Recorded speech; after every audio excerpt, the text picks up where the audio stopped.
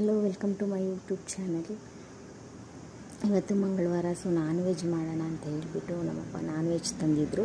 And ನಮ್ಮ ಭಾವನ unexpectedly, ಅವ್ರಿಗೂ ಗೊತ್ತಿಲ್ಲ ನಾನ್ ವೆಜ್ ತಂದಿರೋದು, ಅವರು ಫಿಶ್ ತಂದಿದ್ದರು. ಸೊ ಎಲ್ಲವೂ ಫಿಶ್ ಕಬಾಬ್ ಮಾಡಿ ಮತ್ತು ಚಿಕನ್ ಫ್ರೈ ಮಾಡಿಬಿಟ್ಟು ಮತ್ತೆ ಮಟನ್ ಸಾಂಬಾರು ಮಾಡೋಣ ಅಂತ ಹೇಳಿಬಿಟ್ಟು ಫಸ್ಟಿಗೆ ನಾವು ನೆನಪು ಮಾಡ್ಕೊಳ್ಳೋದೇ ಬೆಳ್ಳುಳ್ಳಿ ಮತ್ತು ಶುಂಠಿ, ಕೊತ್ತಂಬರಿ ಅವನ್ನೇ ಅಲ್ವಾ, ಅದನ್ನೆಲ್ಲ ಕ್ಲೀನ್ ಮಾಡ್ಕೊತಾ ಇದ್ದೀನಿ.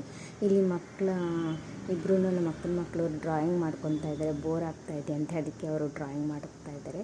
ಆ್ಯಂಡ್ ಫಿಶ್ ಕಬಾಬ್ ಮಾಡೋಕ್ಕೆ ಇಲ್ಲಿ ಎಲ್ಲವೂ ಹಾಕಿ ಕಲಸಿಟ್ಟಿದ್ದೀನಿ. ಸ್ವಲ್ಪ ಒಂದು ಹಾಫ್ ಆನ್ ಅವರು ಮ್ಯಾರಿನೇಟ್ ಮಾಡಿದ್ರೆ ಚೆನ್ನಾಗಿ ಟೇಸ್ಟಿಯಾಗಿ ಬರುತ್ತೆ. ಸೊ ಒಂದು ಒನ್ ಅವರ್ ಆದಮೇಲೆ ಫ್ರೈ ಮಾಡ್ತಾಯಿದ್ದೀನಿ.